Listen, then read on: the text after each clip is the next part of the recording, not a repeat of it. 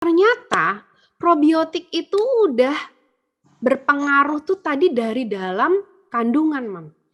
Memang ada teori bahwa bayi yang lahir itu ususnya steril, tapi ada beberapa penelitian yang mendapatkan bahwa dia sudah ada perkembangan bakteri. Nah, ini memang masih butuh penelitian lebih lanjut ya, Mam. Tapi rata-rata penelitian menunjukkan bahwa ibu yang hamil yang mengkonsumsi prebiotik secara rutin, dia menurunkan angka kejadian alergi. Nah, ini yang udah jelas alerginya ya pada bayi yang dikandungannya.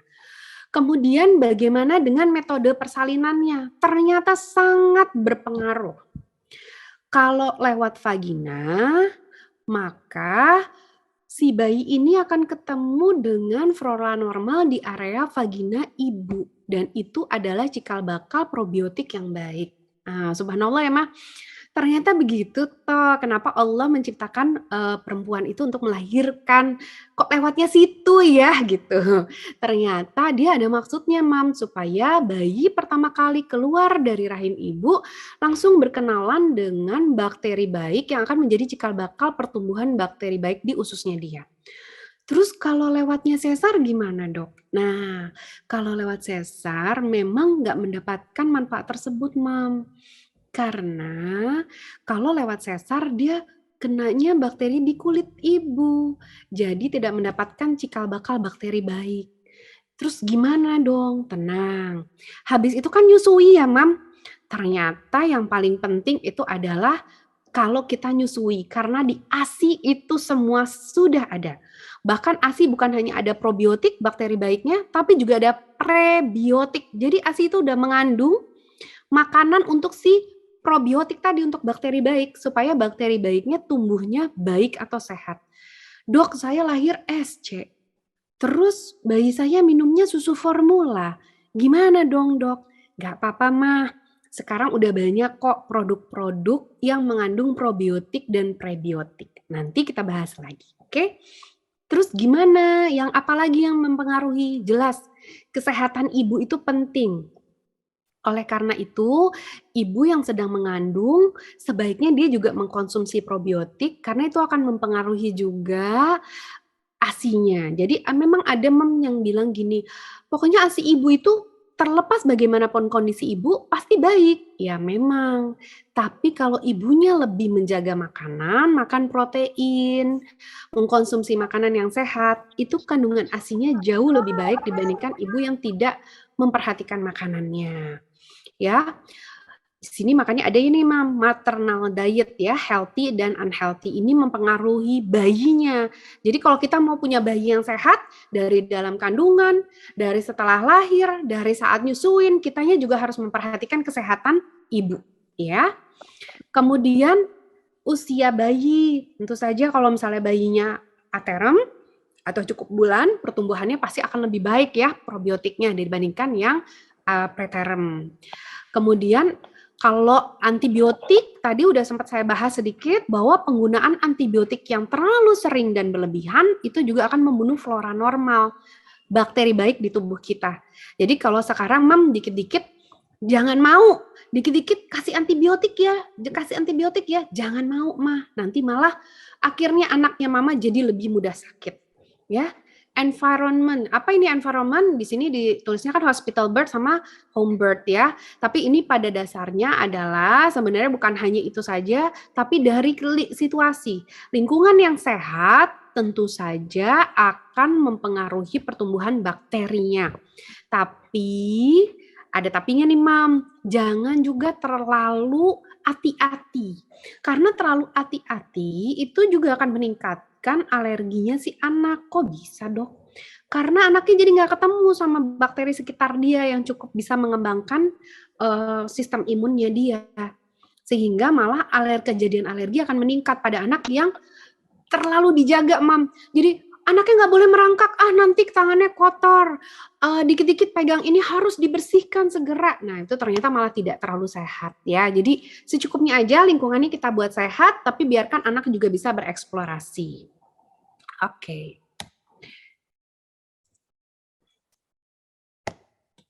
Ya, nah ini Ya, kita akan lihat lebih jelas lagi. Jadi kalau misalnya dari amniotic fluid itu ya, dari cairan ketuban ternyata dia udah ada yang berkembang bakterinya, tapi bakteri yang sehat.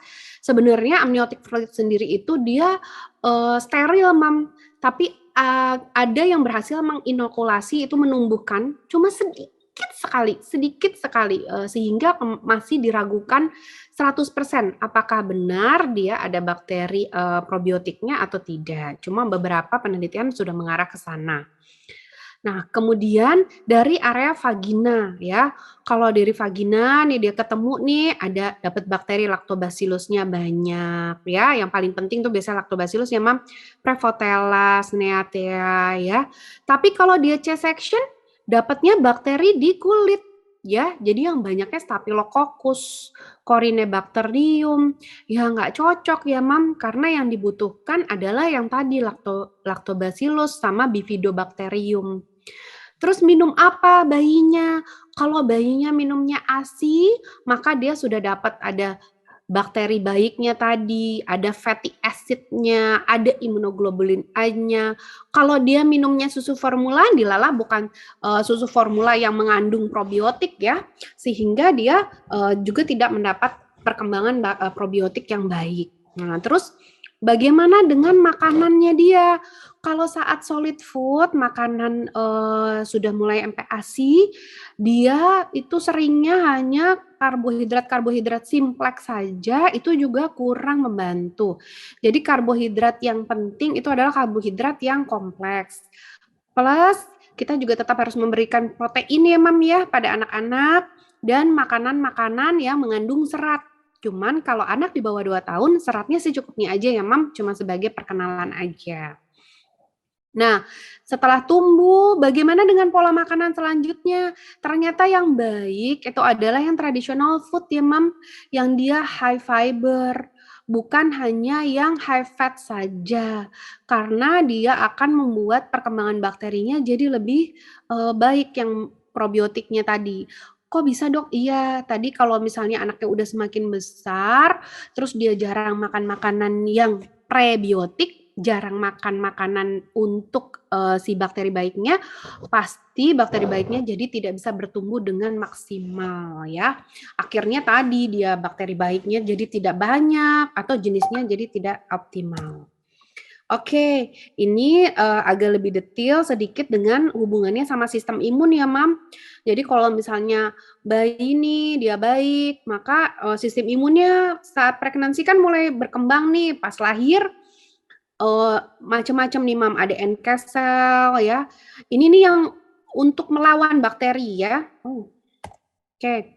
Ada mikrobial, terus ada mukus. Mukus itu adalah lendir ya. Lendir itu juga yang membantu untuk mencegah bakteri nempel pada dinding-dinding. Contohnya dinding paru-paru, saluran pernafasan ya.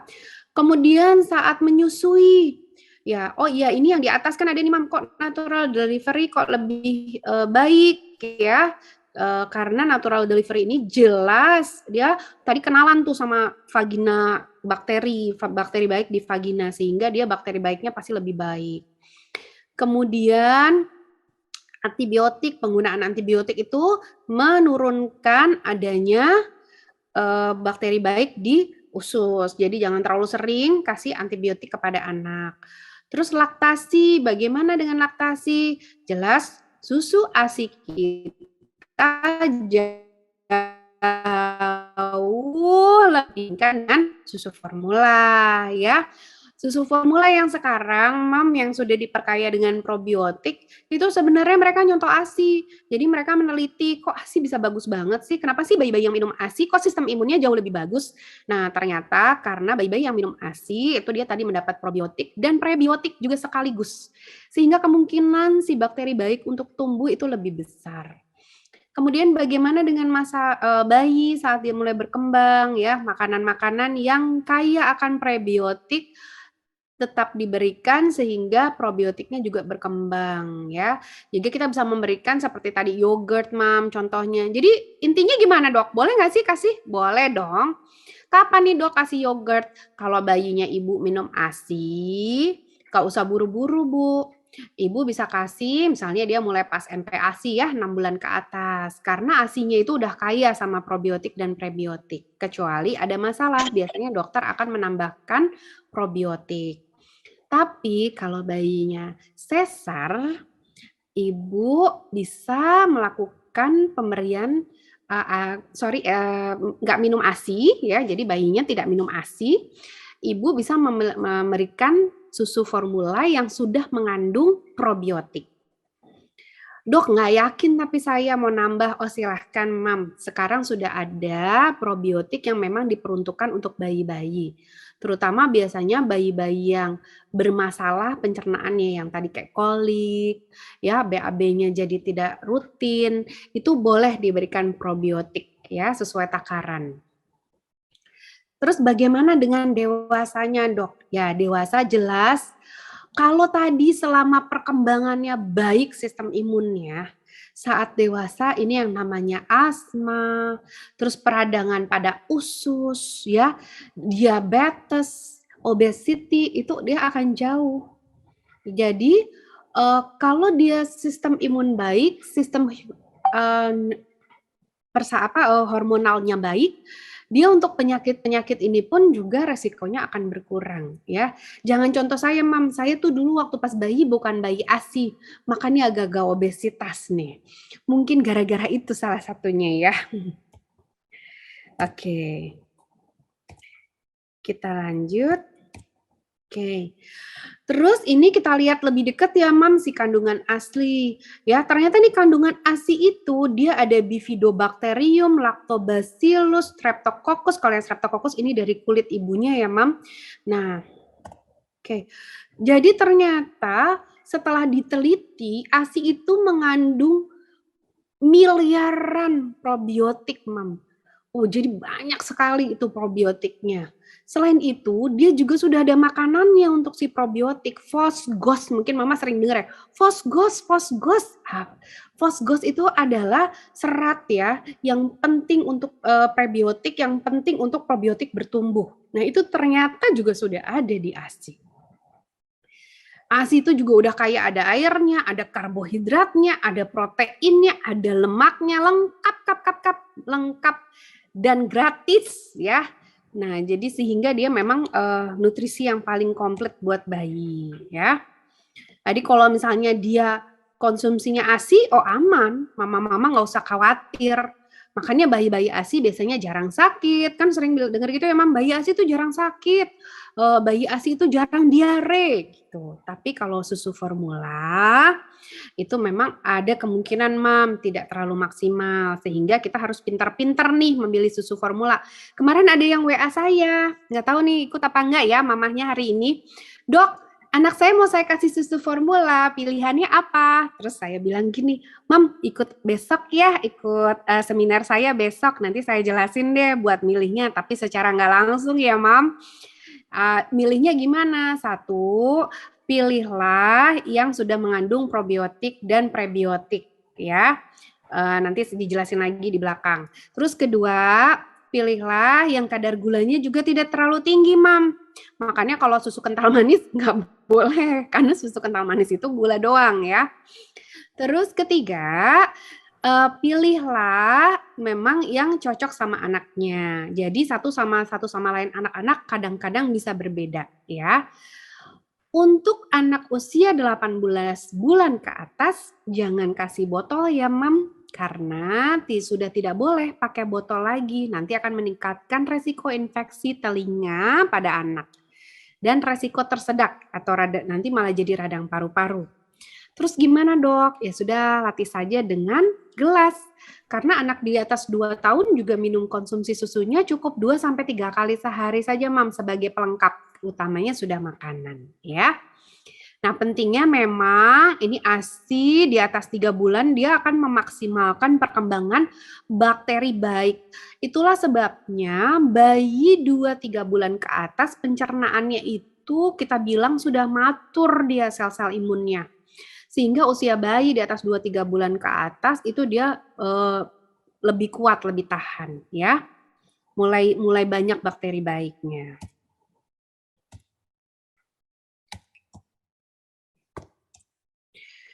Nah, ini penelitian, Mam. Jadi ada penelitian nih yang dilakukan oleh Palida Benjert dan teman-temannya ya.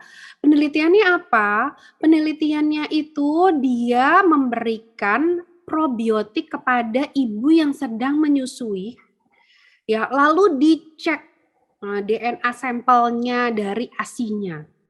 Ternyata pada ibu yang menyusui yang konsumsi probiotik secara rutin, probiotik pada ASI-nya, kandungan pada ASI-nya jauh lebih baik ya. Tapi memang ada tapinya nih, Mam. Ternyata usia si ibu juga cukup mempengaruhi ya. Kalau begitu gimana, Dok? Kalau gitu gini aja, Mam. Tetap menjaga kesehatan sama tetap konsumsi probiotik secara rutin ya. Berharapnya ASI-nya kita juga jauh lebih baik untuk si bayi. Nah, kalau probiotiknya nggak berkembang dengan baik, itu disebut disbiosis. Jadi, probiotiknya ini yang bakteri jahatnya jauh lebih banyak daripada bakteri baik atau bakteri baiknya kurang optimal. Ya, sehingga dia itu nanti tidak bisa melindungi si gastrointestinal atau usus. Nah, kalau gastrointestinalnya tidak baik, tidak sehat, penyerapan makanan tidak baik, anaknya sering sakit-sakitan, tentu ini akan mempengaruhi ke kognitif atau kepandaiannya. Kemudian ini juga akan mempengaruhi ke sistem imun, ya. Akhirnya sistem imunnya jadi tidak baik, terus dia jadi meningkat resiko alerginya. Ya, alergi atau autoimun itu dari sini, Mam. Ya. Nah, ini adalah penelitian-penelitian yang melihat kalau penyakit-penyakit itu masalahnya itu dia bakterinya apa sih yang terlalu sedikit atau terlalu rendah. Contoh nih sesar. Oh ternyata kalau bayi-bayi yang sesar Bifidobacterium sama Lactobacillus-nya terlalu sedikit. Biodiversity itu jenisnya ya, macam-macam bakterinya itu juga lebih sedikit. Diteliti juga pada orang yang gemuk dan obesitas. Oh, ternyata sama, Mam. Kurang juga dia lactobacillus-nya. Dan bahkan ada penelitian yang membuktikan memang mengkonsumsi lactobacillus itu dapat membantu untuk menurunkan berat badan. Ya. Yang antibiotik terapi, Bifidobacterium sama lactobacillus-nya juga banyak yang mati. Orang-orang yang pada alergi ternyata Bifidobacterium-nya juga rendah. Ya, begitu juga celiac disease. Celiac disease ini dia peradangan pada usus ya, sama Bifidobacterium-nya juga rendah. Jadi di sini yang dapat kita lihat adalah ternyata kurangnya probiotik atau bakteri baik ya di usus kita itu dapat menyebabkan masalah, dapat menyebabkan penyakit. Ya. Biar baik perkembangannya, maka kita harus berikan simbiotik salah satunya. Apa itu simbiotik? Kalau probiotik itu kan bakteri baiknya. Prebiotik ini makanannya. Nah, kalau simbiotik ini probiotik yang sudah dikawinkan, sudah dijodohkan dengan si prebiotiknya. Sehingga saat kita konsumsi si simbiotik ini, Mam, kemungkinan probiotik untuk sampai di usus dengan baik, masih tetap sehat, itu jauh lebih tinggi dibandingkan kalau kita hanya konsumsi probiotiknya saja tanpa dibantu dengan prebiotik yang sesuai ya. Nah, contohnya gimana? Nah, kalau tadi probiotiknya kita udah tahu ya, ada Bifidobacterium, ada Lactobacillus ya. Ini salah satu yang paling banyak, yang paling sering di penelitian membuktikan bahwa itu yang cukup penting ya. Nah, terus kalau prebiotiknya tadi kan ada asparagus misalnya, ada soybean tempe ya, kedelai, terus kemudian juga ada whole grain, terus kemudian ada bawang, onion ya, bawang putih terutama. Nah, itu dia kan prebiotik. Nah, kalau simbiotik ini dia dicari yang paling bagus, Mam, untuk mengikat si probiotik supaya probiotiknya bisa tumbuh normal. Contohnya apa? Contohnya FOS, GOS, ya, SOX, inulin. Ini sering pasti Mama kalau lihat-lihat produk-produk banyak yang ditulis dengan probiotik dan fosgos misalnya ya, Ma ya. Nah, itu berarti dia sudah simbiotik ya, sudah probiotiknya sudah dikasih makanan biar terjaga sampai ke dalam usus kita masih tetap sehat ya. Kalau ASI gimana? Tenang, Mam. ASI mah sudah lengkap, udah jadi simbiotik. Jadi kalau udah ASI nggak usah khawatir ya.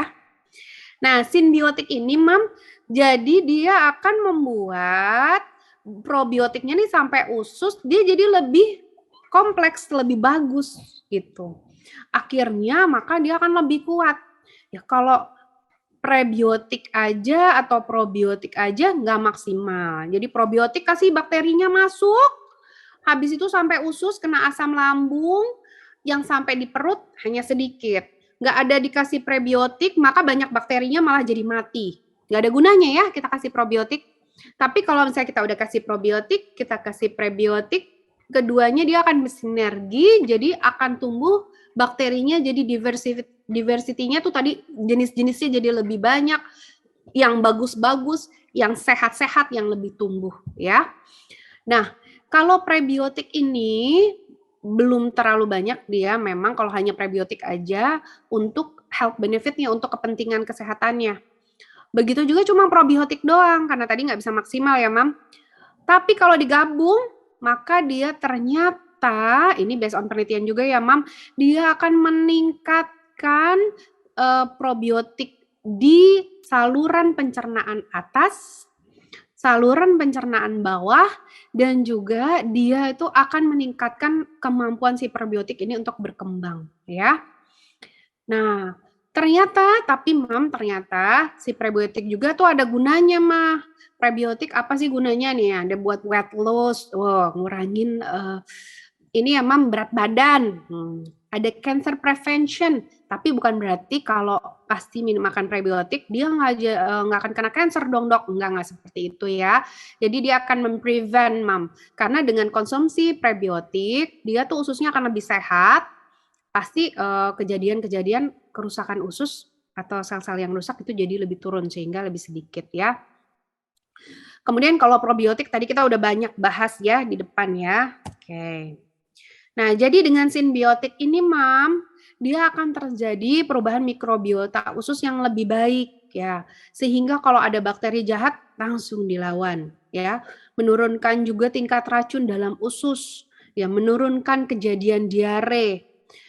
Terus kemudian untuk efek metabolik ya, efek metabolik itu berarti sistem pencernaannya jadi lebih baik. Imunomodulasi ke imun, Mam. Imunnya itu lebih baik, sistem imunnya harmonis. Lebih harmonis tuh bukan hanya dia bisa melawan bakteri jahat, tapi dia juga tidak gampang menjadi alergi. Ya.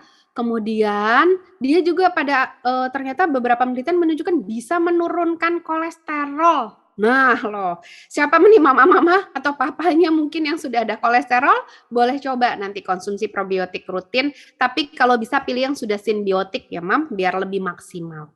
Nah, kalau prebiotik, tadi dia karena makanannya, dia sebenarnya lebih untuk berkembangnya si bakteri sehingga ada perubahan mikrobiota usus. Mikrobiota itu tadi ya bakteri-bakteri usus. Imunomodulasi, dia juga bantu mendukung sistem imun, meningkatkan sistem penyerapan nutrisi dan menghambat patogen, ya, menghambat bakteri jahat berkembang. Nah, jadi kalau sekarang ada bayi lahir, terus kita harus mikir juga nih, sesar normal. Oh normal, alhamdulillah sudah dapat bakteri baik dari vagina si ibu.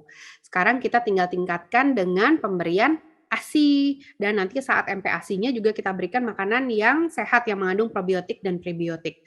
Contohnya apa? Gampang, Mam, kasih snack yogurt ya, yogurt dan buah misalnya, itu salah satu snack diberikan sekali sehari cukup. Tapi Dok, bayi saya SC. Oke, kalau bayinya SC, maka kita bisa berikan ASI untuk memperbaiki tadi bakteri baiknya ya, Mam. Dok, saya udah SC nggak bisa nyusui pula, atau nyusuinnya cuma sebentar, Dok, ya. Berarti kita harus kasih pilihan susu formula yang sudah mengandung probiotik dan prebiotik, atau tadi udah simbiotik. Plus kalau perlu kita berikan tambahan. Tambahannya bisa dari tadi produk yogurt misalnya, keju, atau misalnya mau kita berikan dalam bentuk suplemen itu juga bisa. Oke. Ya, jadi simbiotik ini bersinergi dengan baik sehingga dia lebih jalinan mikrobiotanya tadi jadi lebih maksimal ya antara sistem imun sama saluran cerna. Oke, prebiotik tadi udah saya sempat sebutin ya, Mam. Yang terbukti itu adalah yang Fosgos. Kalau probiotik memang banyak sekarang ini yang Bifidobacterium brevis. Terus kalau gitu gimana dok kalau mau kasih probiotik? Coba dilihat, Mam, komposisinya apa? Minimal Lactobacillus, kalau bisa ada Bifidobacterium brevis-nya. Itu yang penting, dua itu yang paling penting, tapi memang yang Bifidobacterium brevis M16 ini itu adalah yang banyak terkandung pada ASI. Dan beberapa penelitian yang menunjukkan bahwa untuk orang-orang sehat, orang-orang yang pintar, nah ini ternyata dia banyaknya bakterinya yang ini, Bifidobacterium brevis ya. Oke. Nah, jadi dan ini juga ada penelitiannya, Mam, yang menunjukkan bahwa dengan pemberian probiotik, terutama yang Bifidobacterium brevis, ini dia akan menurunkan kejadian alergi, terutama dermatitis atopik pada bayi. Ya. Untuk produknya saya nggak bisa sebut. Jadi nanti Mama pinter-pinter lihat tulisannya ya. Oke. Nah, kesimpulannya, Mam, disbiosis usus atau gut dysbiosis ini itu adalah ketidakseimbangan mikrobiota saluran cerna. Ternyata bukan cuma bikin anak Mama jadi diare aja, tapi pengaruh ke kecerdasan sama ke pertumbuhan dan perkembangannya dia. Kok bisa, Dok? Lah iya, kalau anaknya sering sakit, pasti pertumbuhan perkembangannya terhambat.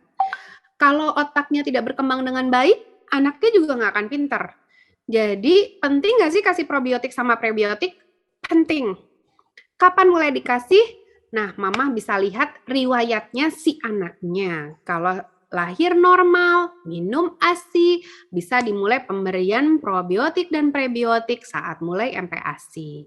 Lahir SC, minum ASI, boleh dibantu kalau ada masalah di awal atau setelah dia mulai MPASI. Lahir SC tidak minum ASI, Mama berarti sebaiknya mungkin memberikan tambahan, baik itu dari susu yang mengandung Fosgos tadi, simbiotik tadi, atau dalam bentuk suplemen. Gitu ya, Mam ya. Oke, terima kasih. Kita mulai ke tanya jawab. Saya kembalikan ke host ya. Baik dokter, terima kasih dokter. Wah ini menarik banget ya dok ya untuk pembahasan probiotik itu sendiri. Baik, ini untuk sahabat dan kru yang sudah join, boleh ini ajukan pertanyaan di kolom komentar. Nanti akan dibahas langsung oleh dokter Shiren ya dok ya, tentunya.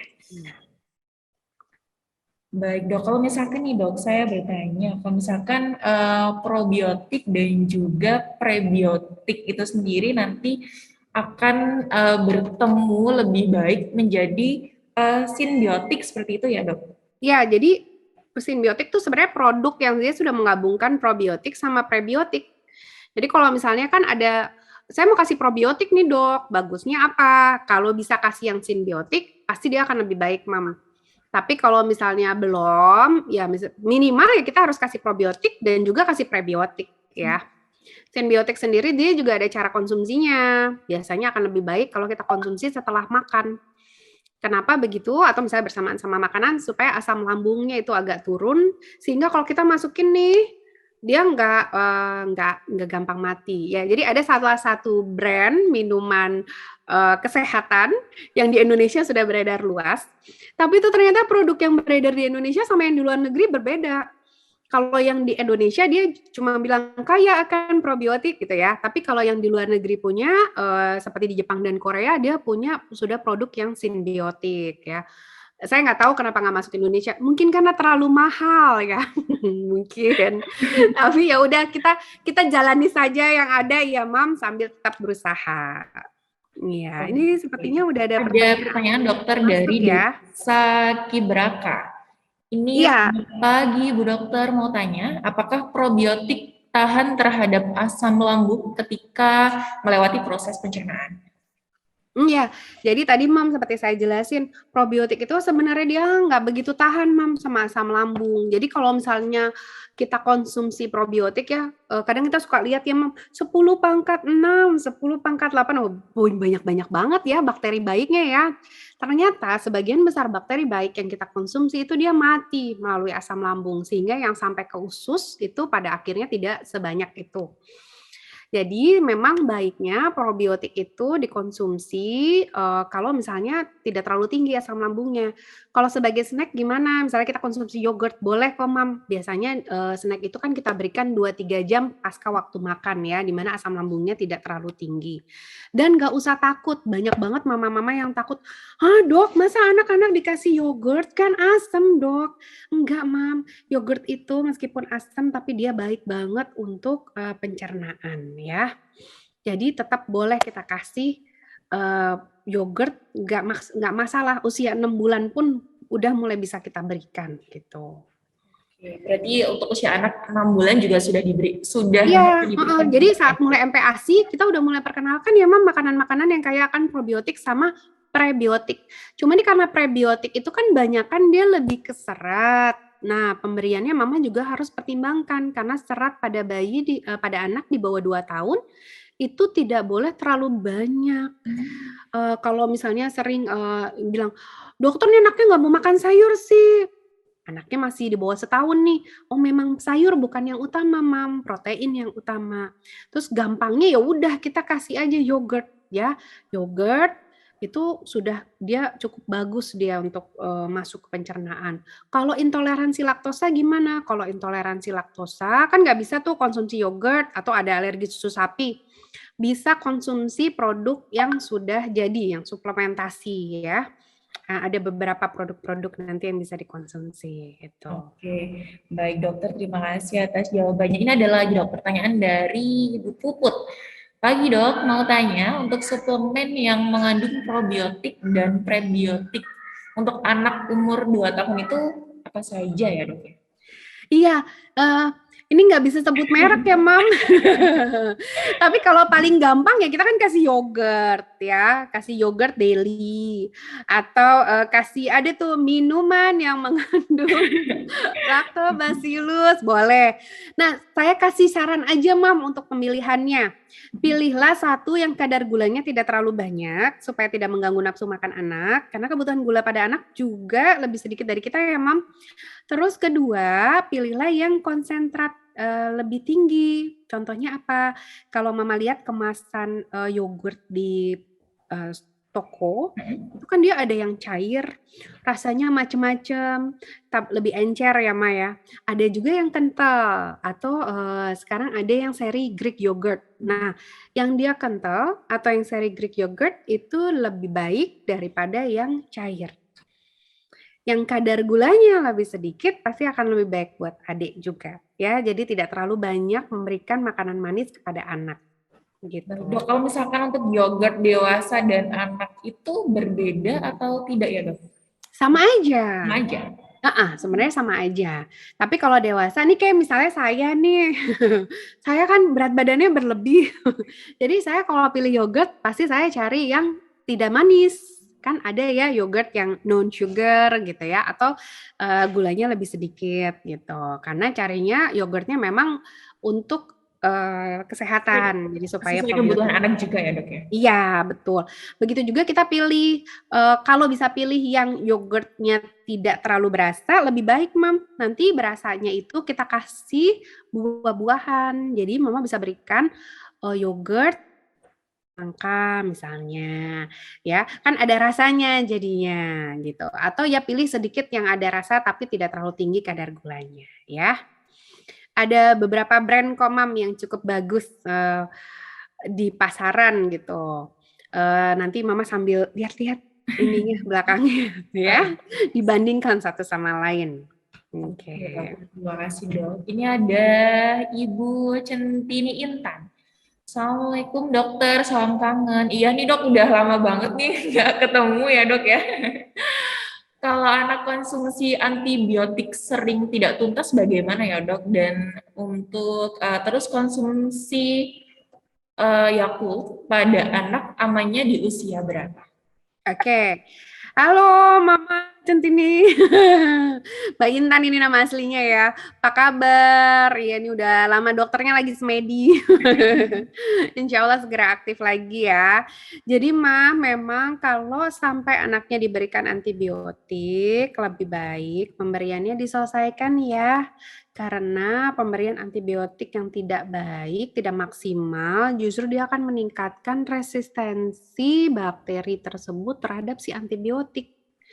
Ya, jadi contohnya gini, misalnya nih ada infeksi, ada bakteri A nih, terus dikasih antibiotik, tapi baru dikasih 3 hari sudah di stop. Soalnya sakitnya udah membaik dok. Iya sih, sakitnya udah membaik, tapi ternyata bakteri A-nya ini masih ada tersisa yang hidup dan sudah pernah kenalan sama si antibiotik.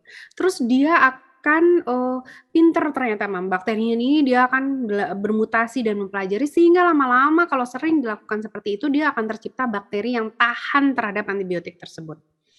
Akhirnya saat sakit berat banyak ada penelitian yang menunjukkan saat ini pada pasien-pasien dewasa muda yang sakit berat, dewasa muda tuh yang umur 30-40 tahun itu ya, dia itu banyak yang resisten terhadap antibiotik.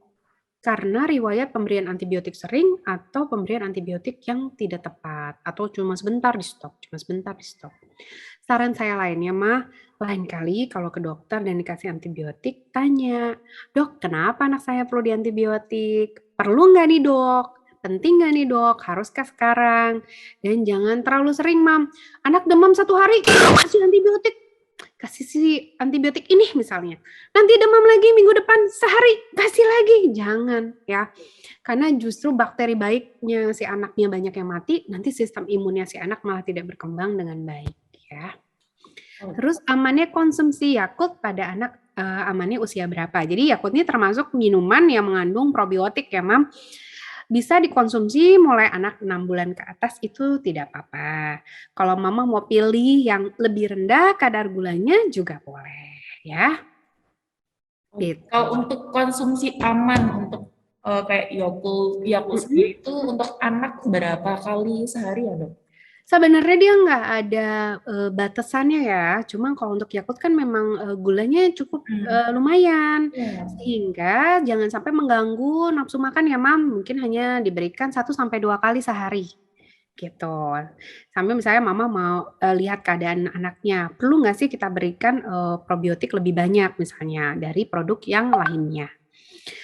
Kalau anak saya sendiri ini yang sekarang umurnya 2 tahun, dia kalau konsumsi sehari 2-3 kali, itu pun udah kita batasin. Kalau enggak bisa serenteng langsung habis sehari. Tapi memang anak saya yang umur 2 tahun ini, sampai usia 2 tahun, dia nggak pernah kena diabetes sama sekali. Karena memang konsumsi, satu bayi ASI jelas, terus kemudian konsumsi probiotiknya dia luar biasa, dari yogurt, dari Yakult. Jadi daya tahan tubuhnya juga lebih mantap. Lebih baik ya, gitu. Baik, berarti 2-3 kali sehari itu sudah cukup ya dok ya? Sudah cukup. Kalau baru 6 bulan gitu ya 1-2 kali aja, paling jadi snack ya sekali gitu ya. Siap dokter. Ini ada lagi dok. Ini pagi dok, anak yang sering pilek tadi berarti boleh ya dok untuk konsumsi yogurt teratur? Harus banget, Kan ya tadi ternyata pemberian probiotik itu dia akan memperbaiki sistem imun, dia akan mengharmonisasi sistem imun.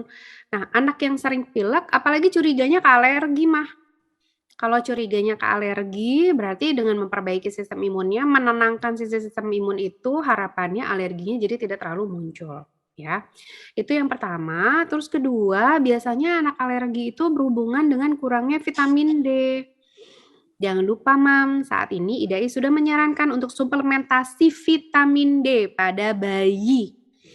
Kalau bisa bayi sekecil mungkin diberikan atau minimal usia 6 bulan itu sudah mulai harus diberikan vitamin D suplementasi. Ya, jadi kalau anaknya mama sering sakit-sakit, coba vitamin D-nya diberikan, suplementasi plus diberikan juga probiotik dan prebiotik ya. Oke dok. Terima kasih dok. Ini ada lagi dok dari Bu Dea Nadia. Selamat pagi, Dok. Untuk takaran pemberian probiotik untuk usia 16 bulan, sehari berapa kali dan untuk diminum sebelum atau sesudah makan nih, Dok? Ya, karena probiotik ini kan banyak jenisnya ya, Mam.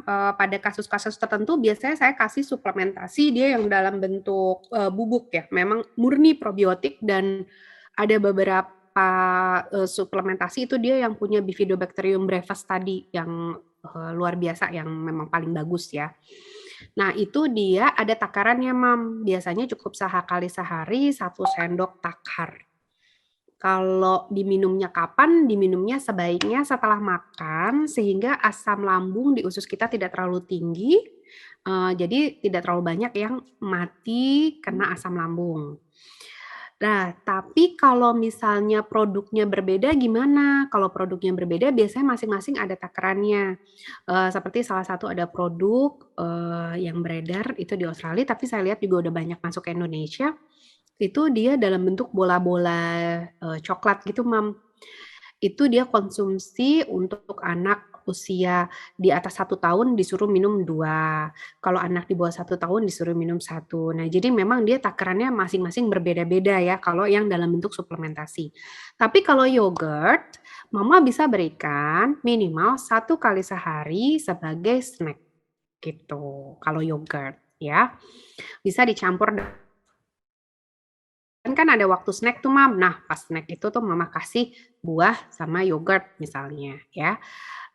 Bisa juga dimakan aja begitu. Takarannya biasanya untuk anak 16 bulan bisa 3 sampai 5 sendok makan, ya tergantung kemampuan si anak. Yang jelas gini, Mam, jangan sampai terlalu banyak dia makan yogurt, biar sehat nih, kata dokter Sirin kudu makan yogurt. Akhirnya tapi malah jadi nggak mau makan anaknya ya. Jadi mengimbangi aja sih, Mam, karena itu kan hanya sebagai tambahan aja suplementasi atau snack ya. Oke, dokter. Dokter berarti kalau misalkan after makan gitu ya untuk diberikannya itu tuh jeda waktunya tuh berapa lama, Dok? Untuk lebih efektif gitu. Ya, kalau habis makan biasanya 2-3 jam nggak apa-apa. Kalau kan kita kadang-kadang misalnya makan jam 12 nih, jam 3 sore kita kasih snack, buah sama yogurt gitu ya. Atau misalnya sarapannya jam 7, jam 10-nya kita kasih snack, yogurt gitu. Itu juga boleh ya. Atau kalau dalam bentuk suplemen, ada yang suplemen tadi ya, Mam, terutama yang dia bentuknya simbiotik itu dia benar-benar habis makan langsung diminum si simbiotiknya itu. Tadi si produk sempat disebut tuh produknya, tapi curang emang tuh produk di Indonesia nggak ada yang simbiotik. Di Korea sama Jepang banyak dia yang produk simbiotik tadi ya, sempat disebut sama salah satu mamah tuh tadi. Nah itu dia bagus banget itu, yang paling bagus dia justru seri yang ya Bifidobacterium brevis yang M16 dia punya yang bentuknya simbiotik. Nah itu udah paling bagus memang. Sayangnya kayak Indonesia belum masuk. Kita berdoa ya sama-sama, moga-moga masuk ke Indonesia biar anak-anak Indonesia makin sehat, bukan cuma Jepang sama Korea aja ya. Baik, Dok. Ini ada lanjut lagi, Dok. Ini dari Mama Langit ini, Dok. Assalamualaikum, dokter. Masya Allah, terima kasih ilmunya. Oh iya, Dok, dermatitis atopiknya Langit juga udah sembuh sejak rajin konsumsi probiotik. Nah, berarti ada buktinya ini, Mam. Iya, sudah ada testimoni langsung ya, Dok ya? Iya, testimoni ya. Selain tadi sebenarnya yang udah saya sampaikan sih itu udah ada base penelitian ya, Mam. Kalau ada yang mau diskusi lebih lanjut, tanya-tanya penelitian ya boleh nanti WA langsung ke saya ya. Tapi kalau misalnya ada testimoni kayak gini, ada yang ngomong kayaknya lebih berasa ya. Iya. Baik, ini menanyakan untuk dokter Shirin kapan nih, Dok, praktek lagi? Iya, insya Allah Mama segera praktek kembali. Ini udah seger lagi nih, dokternya udah habis berlibur ya, Mam, setelah bertahun-tahun sekolah kerja. Gitu. Maklum anak banyak, Mam. Semoga segera praktek ya, Dok ya, karena memang udah banyak banget yang Iya. ini sama dokter Shirin. Ini ada lagi ya, Dok. Iya, ini ada yang mau tanya di luar tema. Oh, boleh, masih ada waktu nggak, Mbak? Ini kita 3 menit lagi ya, Dok ya, untuk sampai jam. Oke, satu pertanyaan lagi, Mama Puput. Kalau mau tanya di luar tema, silakan. Mau voice on atau mau chat aja? Mama Puput masih ada. Kalau Mama Puput masih ada, mungkin mau voice on. Boleh. Ini Nyalakan untuk speakernya. Oh, ini. Oh, ngomong aja, boleh tanya. Oke. Oh, chat aja lagi di kantor. Oh, siap-siap, Ma. Kalau anak 2 tahun tiba-tiba ngomongnya terbata-bata gimana ya? Terbata-batanya itu memang dari awal atau mendadak jadi terbata-bata setelah sebelumnya bisa bicara lancar, Mam? Nggak dari awal. Jadi udah bisa bicara lancar, terus jadi terbata-bata ya, Ma? Oh, baru 3 3 hari hari. ini. Oke, jadi Mam paling sering kalau ada perubahan atau kemunduran pada perkembangan anak, salah satunya biasanya trauma memang, Ma.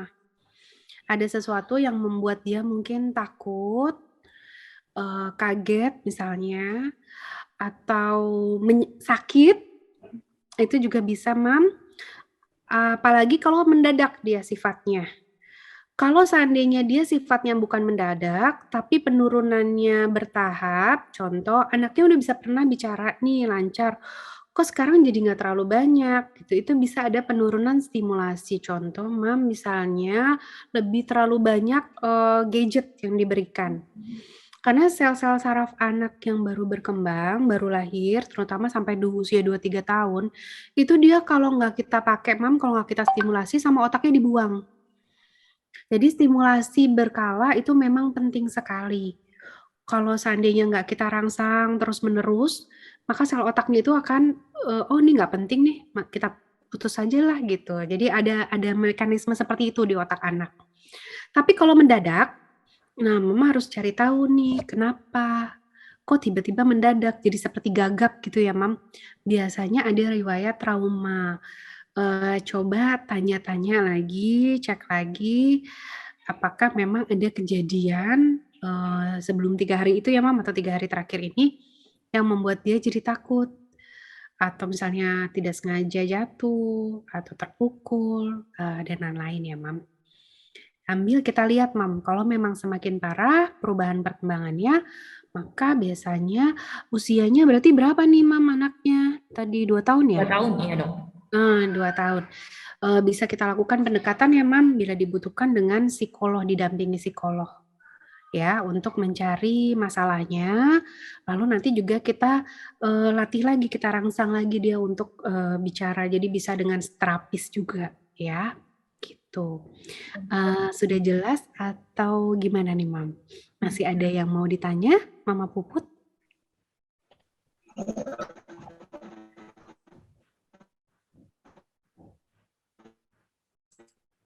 Iya, bukan hanya stimulasi aja, soalnya kan omong-ngomongnya kan sebelumnya udah lancar tuh, Mam, terus mendadak dia jadi gagap atau jadi terbata-bata.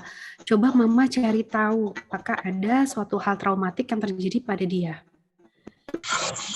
Kalau misalnya memang Mama mengalami kesulitan, nanti bisa dibantu pendampingan oleh psikolog. Lalu kalau nanti tidak berhasil juga, baru kita lakukan terapi wicara kembali. Gitu ya, Mam? Ya. Oke. Berapa hari? Mama bisa lihat 2-3 minggu ke depan, sampai paling lama 1 bulan. Jangan terlalu lama juga, Mam.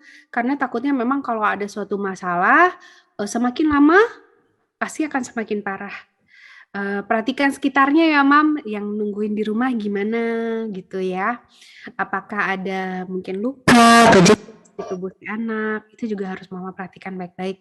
Karena sering kali hal seperti ini terjadi karena anaknya trauma. Itu ada beberapa kasus seperti itu. Gitu. Ini ada Iya, pertanyaan terakhir ya, Dok ya. Iya. Ada dari Bu.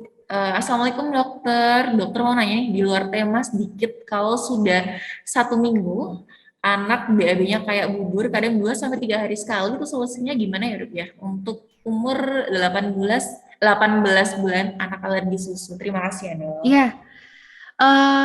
Kalau ini sebenarnya ini agak kompleks juga ya, Mam. Saya butuh menanyakan beberapa hal. Contoh, selama 1 minggu terakhir saat BAB-nya kayak bubur ini kan dia ada riwayat alergi susu. Oh, 8 bulan anak alergi susu ya, ada riwayat alergi susu ya. apakah baru-baru ini sudah diperkenalkan susu kembali atau tidak? Itu yang pertama. Terus kemudian yang kedua, ada perubahan nggak dalam pola makannya? Yang ketiga, ada gejala-gejala tambahan lain apa tidak? Oke, saya rangkumkan aja ya, nanti Mama bisa evaluasi. Yang pertama, kalau memang Mama baru kembali memperkenalkan susu sapi, mungkin saja memang anaknya belum bisa konsumsi produk yang mengandung susu sapi. Hati-hati, produk susu sapi bukan hanya di susu saja, tapi bisa ada di macam-macam. Contohnya roti, biskuit, coklat, ya. Itu juga harus diperhatikan ya, Mam. Kalau seandainya memang tidak diperkenalkan dan Mama sudah memperhatikan dietnya, berarti tidak ada produk yang mengandung susu sapi, bisa jadi infeksi juga bisa ya, Mam, jadi ke diare.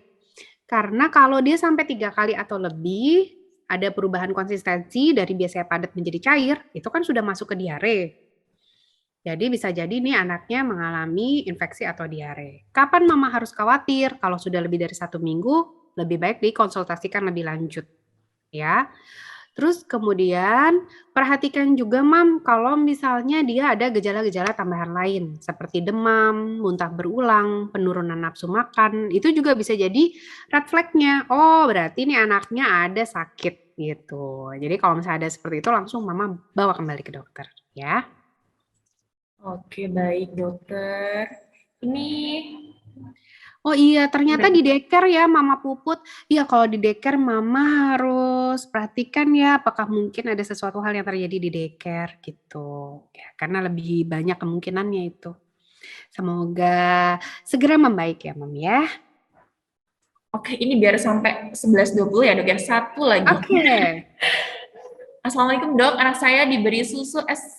Ini ada mereknya ya dok ya, saya sebut Oh iya, apa ya. mereknya Cit gitu ya.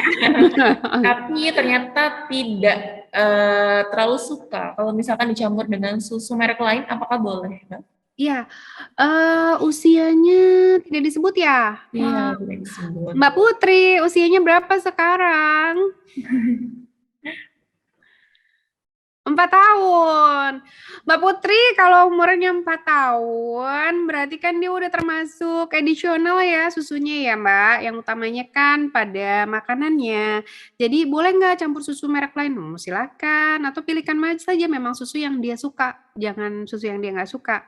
Kalau berat badannya sudah optimal, sudah oke, pilihannya bisa yang UHT saja Mbak. Tapi kalau berat badannya tidak optimal, silakan Mbak pilihkan yang formula atau yang bubuk ya. Karena memang UHT itu dia biasanya hanya susu murni yang disterilize ya, yang disterilin. Jadi dia nggak terlalu banyak, ada kadang ditambahin sih vitaminnya, tapi tidak sekaya formula. Nah, kalau memang butuh tambahan additional, kita memang biasanya pilihkan yang formula. Terus mereknya ikut yang anaknya suka aja. Kalau anak saya rata-rata di atas 2 tahun sudah UHT semua. Karena misalnya BB-nya udah bagus, ya udah saya kasih susu biasa ya, susu UHT aja untuk tambahan sama yogurt gitu. Oke, baik dokter. Ini satu lagi masuk ya, kasihan kalau nggak dibalas saya baca langsung aja ya. Tadi yang bilang itu termasuk yang sinus juga nggak bisa konsumsi yogurt. Jadi Mam, sinus itu adalah biasanya kata-kata lebih lengkapnya sinusitis ya. Sinusitis itu artinya peradangan pada sinus, peradangan pada saluran sinus. Saluran sinus itu ada di sini di tengkorak kita, ya bolongan, lubang. Kemudian ada di sini juga. Jadi ada beberapa ya, ada sinus frontalis, ethmoideus ya, terus ada juga maxillaris, banyak sinus itu. Nah, sinusitis ini peradangan pada saluran sinus terjadi akibat pilek yang lama, pileknya sering kronis gitu ya, sehingga dia keadaan pada saluran nafasnya itu jadi tidak sehat. Nah, salah satunya memang alergi, tadi si rinitis. Jadi rinitis yang kronis tidak sembuh, tidak diperbaiki, dia jadi sinusitis, itu bisa sekali. Jadi bisa nggak konsumsi yogurt? Tentu saja bisa. Karena tadi salah satu penelitiannya mengatakan bahwa konsumsi yogurt dia memperbaiki juga bakteri baik pada saluran pernafasan. Berarti tadi rinitisnya, tapi tadi dibantu vitamin D ya Mam, soalnya banyak banget anak-anak alergi yang ternyata vitamin D-nya rendah. Dibantu vitamin D, bila perlu juga ditambah biasanya obat-obat untuk alergi, dikonsulkan dengan dokternya. Nah, untuk mengatasi alerginya dia, rinitisnya dia. Sehingga kalau rinitisnya teratasi, insya Allah sinusitisnya nanti tidak akan kambuh kembali. Oke, dokter. Terima kasih ya, dok, untuk pengalaman dan juga ilmu yang diberikan.